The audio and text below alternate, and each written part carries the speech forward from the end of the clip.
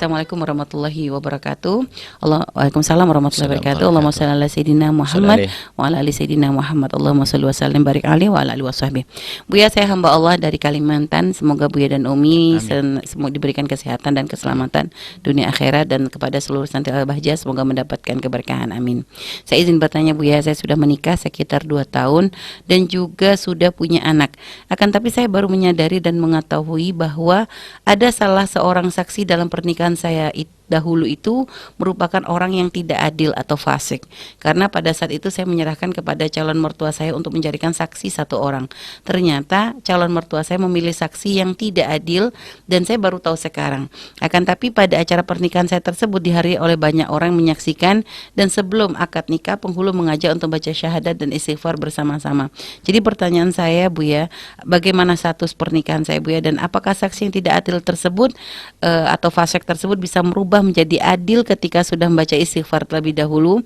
Dan yang ketiga, apakah selain 2 orang saksi yang ditunjuk, hadirin laki-laki yang hadir dan menyaksikan akad nikah tersebut juga dianggap sebagai saksi sehingga memungkinkan ada orang yang adil? Terima kasih. Wallahu a'lam.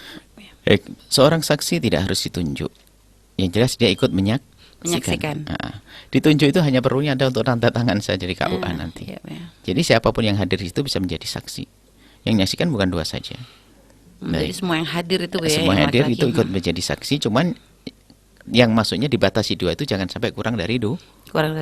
Kalau lebih semuanya menyaksikan, jadi saksi semuanya. Hanya kenapa ditunjuk fulan-fulan ini akan untuk kesiapan untuk bertanda tangan dan sebagainya nanti. Kalau suatu ketika ditanya, ya mereka berdua ini tahu, nggak bingung nyarinya. Kalau dia ditentukan nanti di saat ada masalah, siapa saksi nikahnya dulu, bingung keliling. Baik. Kemudian jika fasik itu memang tidak dianggap sebagai seorang saksi di dalam madhab kita Imam Syafi'i yang dikukuhkan.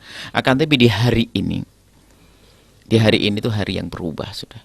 Sampai Imam Ghazali itu zaman itu mengatakan, kalau kita harus memastikan wali harus tidak fasik, kemudian saksi harus tidak fasik, kelihatannya susah kalau menikah. Sekarang banyak orang tiba-tiba fasik.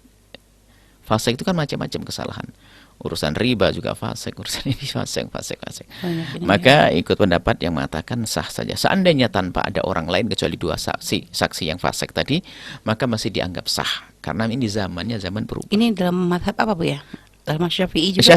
Syafi'i itu kan dikukuhkan harus keluar tidak fasik. Tapi Imam Ghazali sendiri mengatakan bahwasanya di zaman semacam ini ubtuli Nabi kita diuji dengan zaman itu zaman diuji dengan kebanyakan kefasikan. Kalau seandainya kita pastikan bahwasanya seorang wali atau seorang saksi tidak fasik, sepertinya nanti malah akan kebuka pintu haram, nikah jadi susah. Yang penting sudah ada yani, kemudian ada mempelai pria yang menerima akad nikah, ada wali, kemudian ada saksi, bismillah. Seperti itu. Akan tetapi tadi sudah tertutup dengan banyaknya saksi yang lainnya. Dan juga memang dianjurkan istighfar yang diajarkan itu para ulama itu sebenarnya untuk menghindari itu. Semoga diampuni, bersyahadat lagi biar hilang kefasikannya. Karena para ulama yang memulai dengan cara itu sadar zamannya zaman fasik, sehingga banyak istighfar. Jadi untuk yang demikian jangan ragu.